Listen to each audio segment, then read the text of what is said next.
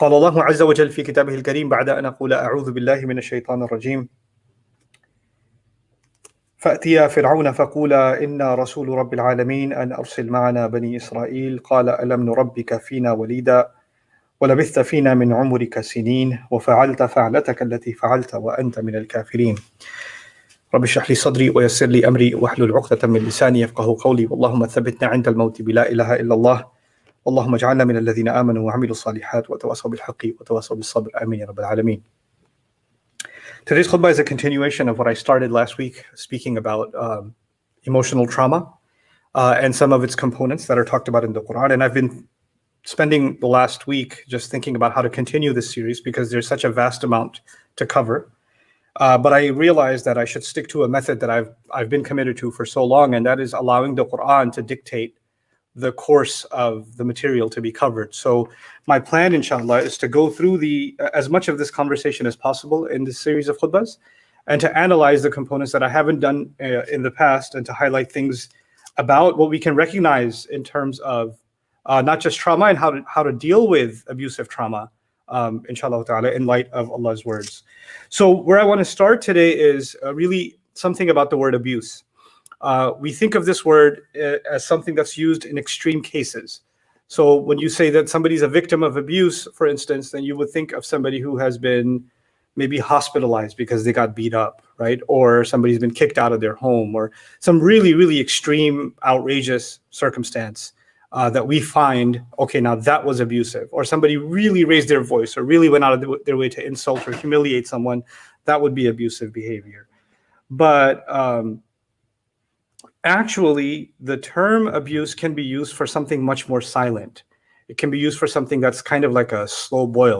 Probably many of you are familiar with the example of, the frog experiment, that if they put a frog in scorching, boiling hot water and it jumps out of it right away. But if you take a frog and you put it in the water and you allow it to boil slowly, it doesn't realize that it's being boiled until it's too late. And a lot of times psychological abuse takes that form. It's something slow and building up and continuous, and it's kind of setting somebody up for being controlled. And there are two sides of that. There's the victim and then there's the abuser.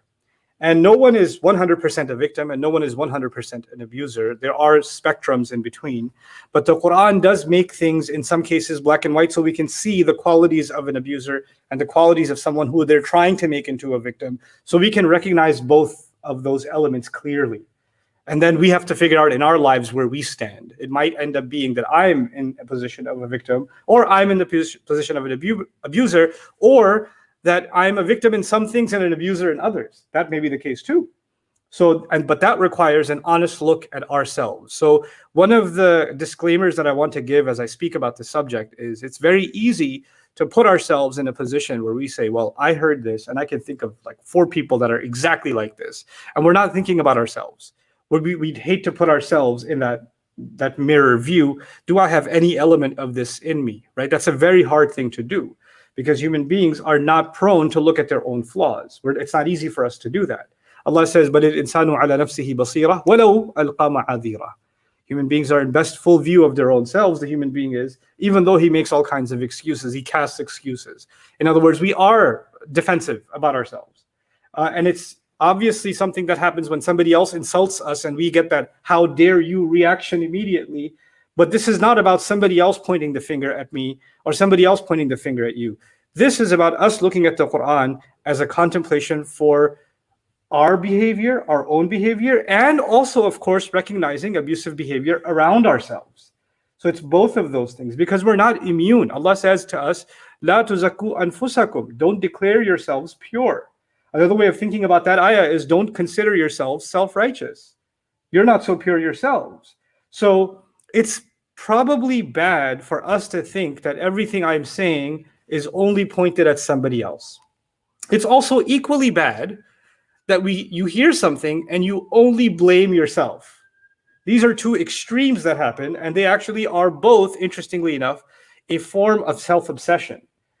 Someone who's has this narcissistic tendency, and we'll get into the psychological definition of narcissism and how the Quran deals with that subject and what the Quran comments on the subject later on.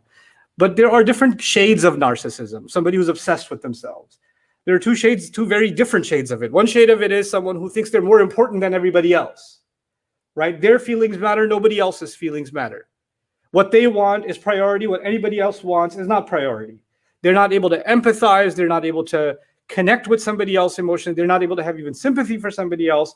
So long as it furthers them, their ego, their recognition, their agenda, their goal, their greed, whatever it may be, their status, their authority, that's it. That's all that matters, looking out for number one. That's one kind of narcissist. But the other kind is actually very subtle. It's someone who constantly thinks that everybody's out to get them and they're the victim. And they want special treatment because they are constantly being victimized by everybody else. Everybody else does wrong to me. I need special treatment because I'm always getting beat up, right? That's also a kind of self-obsession. Now you can't see anything you're doing wrong because everybody else is always doing something wrong, right? So one is kind of a positive arrogance, which is I'm better than everybody else and nobody else is as important as I am and I'm beyond flaws. And the other is I'm so broken and I'm so beat up and everybody hates me and that's why I need special treatment, right? So that's also an obsession with the self. And those are extremes that I'm talking about.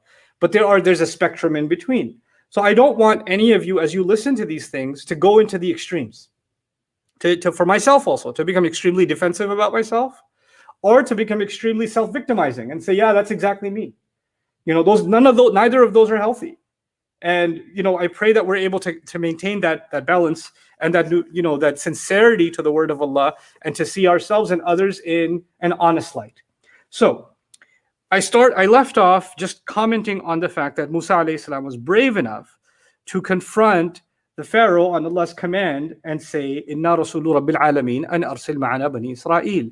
We are in fact the messenger of the master of all nations and all people, Musa and Harun say, that, and we come on account of the fact that you must now let the Israelites go. Right? So there are two components, really interestingly. I mean, this story is universal. So every component of this story has some universal value. There are two things that Musa alayhi salam is asking or is declaring. One of them is spiritual. So he's saying he comes as a messenger of Rabbil Alameen, of the master of all nations, right? So he's talking about Allah. He's talking about Allah. That's a spiritual component. And arsil ma'ana bani Israel, and we come so that you let the sons of Israel, meaning the children of Israel, the Israelites who are enslaved by the Egyptian emperor, right? You need to let them go. They are no longer to be your slaves, right? Which is a social or a call to action. It's not a spiritual declaration. It's actually the end to an injustice, right? So when someone speaks a truth, there's a spiritual truth, and tied to that spiritual truth is the call for some kind of justice, right? Those two things go hand in hand.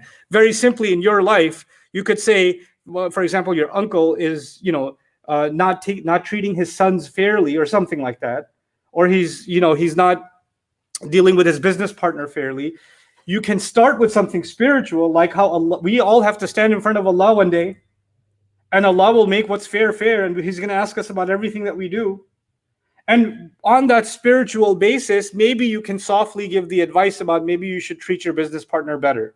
Maybe you shouldn't be lying to him about how much income we're making, or something like that, right? So there's a spiritual foundation, and then there's a call to righteous action, to the right thing to do. And that's both of those components are here. He's not saying, this is really important too, I'm not saying you're wrong. Allah is teaching me that you're doing something wrong. So I'm not speaking on my own behalf. If you don't value what I have to say, if you don't care what my opinion means, because you could come to someone, last time I talked about power dynamics, you come to someone with a higher power position than yourself, an older brother, a parent, a grandfather, an uncle, an employer, a teacher, whoever, and you approach them about something they're doing wrong or something that is wrong. But if you're coming from a position of, listen, I just wanted to let you know or remind you that what I'm going to tell you, what I'd like to sincerely advise you of, is not because I hate you. It's not because I want to see you put down. It's because Allah wants it this way. Look at what Allah is saying and look at what you're doing, right? And I wouldn't want to be on the wrong side of Allah's word. And so I'm sincerely advising you of this, right? So it's actually an act of love, actually, to correct somebody lovingly and to do so with the backing of Allah's word. Now, this is very different than slapping somebody with religion and using an ayah or a hadith to humiliate someone. That's not what we're talking about here. But when he's engaged in such an atrocious behavior, dealing with people in this way, he gets support from the mention of Allah first. Inna Rasulu Rabbil Alameen. And then he makes the call. You need to let the Israelites go. And it's interesting connection, right? And that is, you treat them as your slaves, but they already have a master. Their master is Rabbul Alameen. And I came on the master's behalf. He wants his slaves back. They're not your slaves, they're his slaves. You understand? So it's like, it's putting somebody in their position. And Allah does this in the Quran, even in, for example, in really interesting passages on divorce law in Surah Al-Baqarah. And at the end, like for example, when Allah is talking about how not to engage in an abusive process when the divorce proceedings are happening. And at the end of it, Allah Azza wa Jalla mentions his highest status. Why would he mention his highest status? Because one person thinks, oh, they're getting away with something. And the other person, they're getting away with something. No one's getting away with anything so long as you recognize I'm the highest authority. I will decide how to act this out. Your vendetta, your grudge, your scars from before, none of them override my instructions on how to deal with this situation. You understand? So this is what Allah Azza wa Jal does. This is how he pivots us to act in the right way. So anyway, so Musa alayhi salam says this, but what I wanted to dedicate this khutbah to really is Fir'aun's response and really thinking about his response. So Fir'aun has just heard something very legitimate. And there are a few background things you need to know.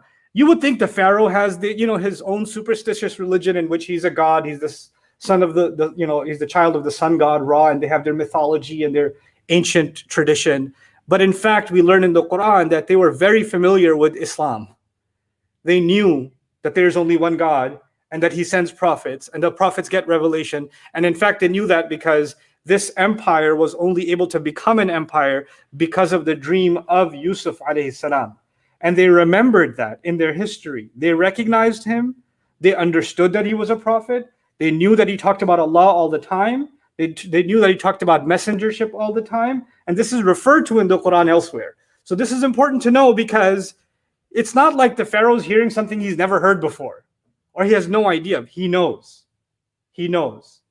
And there's even, kind of a illusory reference in the Quran in Surah Ghafir. It seems to indicate, not explicitly, but implicitly, that Yusuf alayhi salam warned them that a messenger might come, that another messenger will come. And this messenger, meaning Yusuf alayhi salam, this prophet came to save the land of Egypt. But if you deny the next one, if you deny him, it might destroy the land of Egypt. So when the next prophet comes, you should believe in him. And that's why they said, oh, when Yusuf died, لَنْ يَبْعَثَ اللَّهُ مِنْ بَعْدِهِ رَسُولًا. You're the people who said, meaning the pharaohs themselves, you're the people who said Allah will not send another messenger after him. Why would they even say that? Because implicitly, because Yusuf may have told them Allah will be sending a messenger, right? And he himself did not declare himself a messenger. He was just a Nabi. So he's talking about another messenger to come, which would be Musa alayhi salam himself. So the prophecy has now come true. And the pharaohs are big believers in prophecy, by the way. They believe in these things. And they held Yusuf in a very high position. So he wasn't like, how in previous nations prophets were heard and they were dismissed and the people called them crazy and didn't pay attention to them? Yusuf is not like that. Yusuf alayhi salam was made a governor, a minister.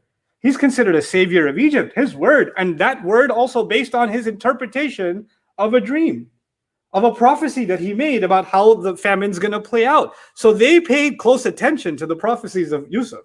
You understand? With that background in mind, when Musa comes back and says that I have come on behalf of the master of all nations, that you let the Israelites go, there's another component to that. And that component is they know the history of the Israelites. And it's actually because of the Israelites, that particular Israelite, Yusuf alayhi salam, that Egypt was safe to begin with. So how are you taking the people that saved this nation and you have now enslaved them? Have you forgotten that history? Because you still remember Yusuf. So how did you forget the people of Yusuf? And how did you take his children and turn them into slaves? So there's a lot of that commentary embedded in these few words. And now when Fir'aun responds in some really interesting ways. I referred to some of this last time, but I'll highlight other things about it today. Alam nurabbika fina walida. We'll look at these words carefully now. Last time I told you, didn't we raise you here since you were a baby? Did we not raise you here since you were a baby? So the word alam nurabbika, nurabbi comes from rabba yurabbi tarbiyatan. And tarbiya in Arabic is to allow something to be nourished and to nurture and to grow. The Pharaoh is making claim that weren't we the ones that nurtured you, that allowed you to grow, that allowed you to develop? Like, you know, a gardener takes careful care of the plant. And so, and then those of you that are familiar with Arabic, Alam nurabbika walidan fina. Didn't we nurture you as since being a newborn in our midst? Fina, the muta'alliq bil fi'l, goes at the end. But here you find Alam nurabbika fina walida. It's muqaddam. What that means in simple English is, do you realize what a privilege it is that we're the ones that raised you? And that too in our own midst? It's not just that I financed you while you lived in the ghettos, I allowed you to stay within our midst. You, who have no class position to be here, were given this privilege. So the first element of the speech of the Pharaoh is to make Musa alayhi salam realize how inferior and how unworthy he even is of the good things that have been done to him by Pharaoh. Sound familiar? This is a very powerful tactic. That when the one in a position of control, when they hear something they don't want to hear, when they're asked to confront a truth that they need to confront, they will remind you that you are so unworthy of the good that has been done to you all along. While you, even before you made this offense of speaking up, even before this, you were unworthy of any of it. You didn't deserve any of it. We're the ones that were charitable.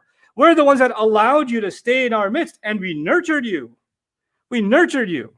What kind of nurturing was this?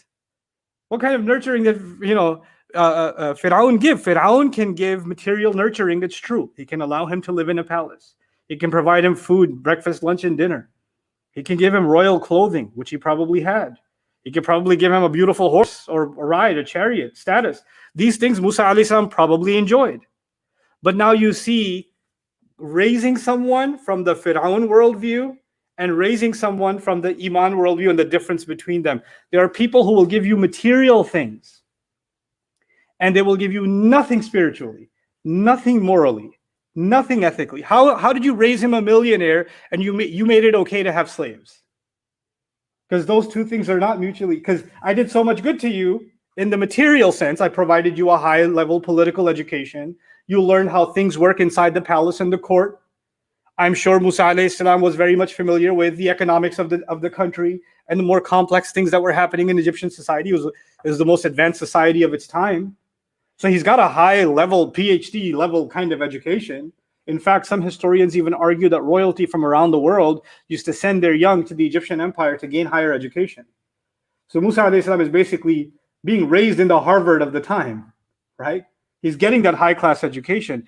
But that education comes at the same time with moral bankruptcy, right? Spiritually and morally, he's getting nothing from the Fir'aun. Nothing from him. In fact, the only way he's getting that is secretly from his biological mother and actually also secretly from his adopting mom, Asya. That's where he's getting it from. But Fir'aun claims that what he gave him is actually nurturing. So what you see now is two different worldviews. Someone who feels they've done a lot, even though they've done good in the material sense, which can't be denied, at the expense of a moral upbringing, at the expense of teaching right from wrong. Because in fact, what Musa alayhi salam is coming and saying is completely right. And there will be people who may have done some good for you. They've done some good for you, but they may have done material good for you while they've done spiritual and emotional harm against you at the same time. So both those things have happened at the same time.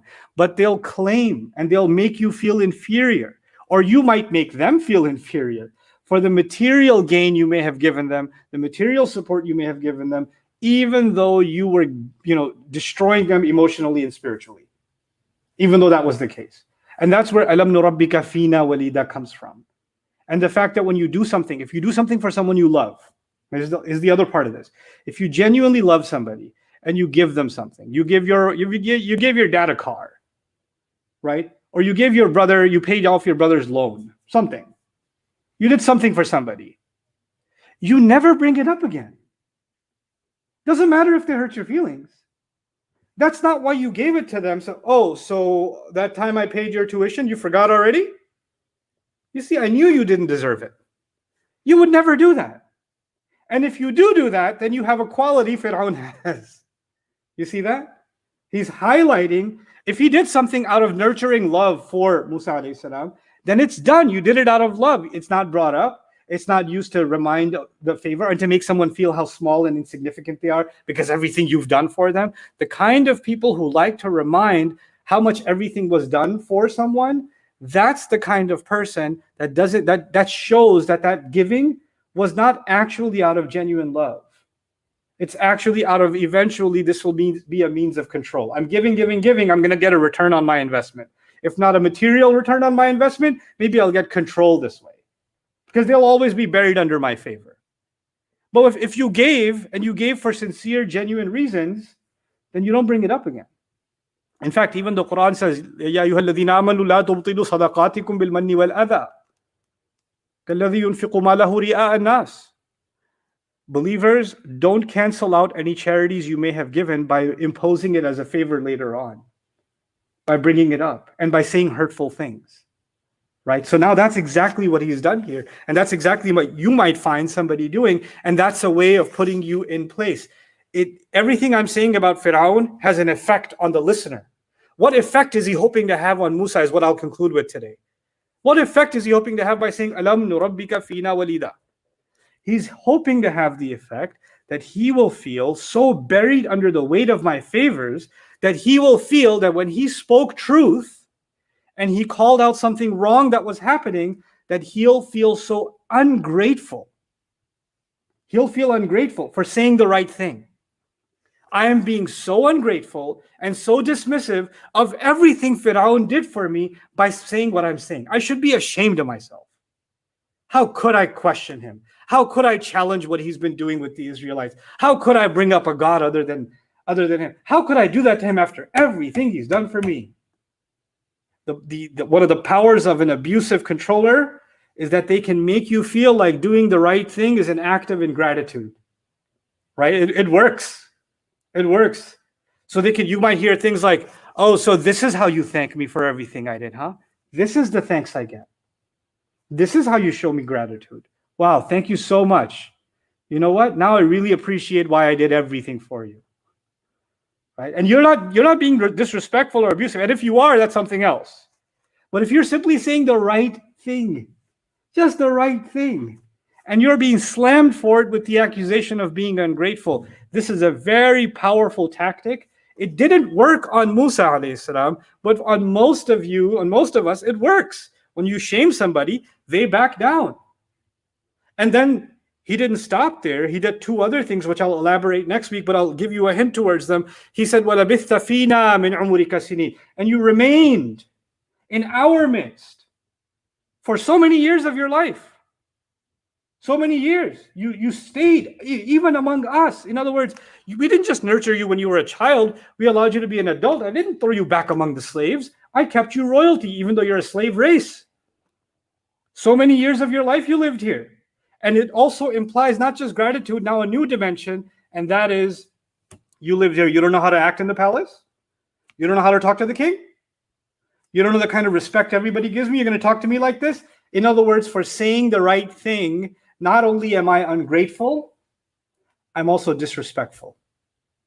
I don't have respect.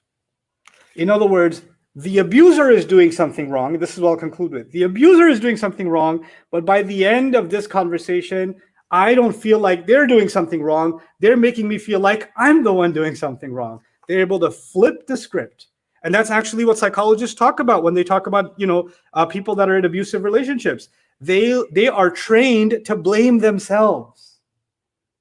But even when they're being abused, they blame themselves. That happens because a good abuser knows how to put you to shame constantly and train you to blame yourself. You're not programmed that way to begin with. But it can be created. That environment can be created where you're constantly being fed, blame yourself. How could you? How ungrateful could you be? How disrespectful could you be? And when these things are used as a means of suppression and control, it works. It works so well that one of the most master evil politicians in history, Fir'aun, used it. Right? He used it on his nation, and he used it even in his own family. And so may Allah Azza wa Jal help us recognize that in ourselves and recognize the guidance of Allah Azza wa Jal on how to respond to something like that through this story, inshallah ta'ala, as we'll continue this series. Barakallahu li wa lakum fil Qur'an al-Hakim wa nafa'ani wa iyyakum bil ayati wa dhikri al-Hakim.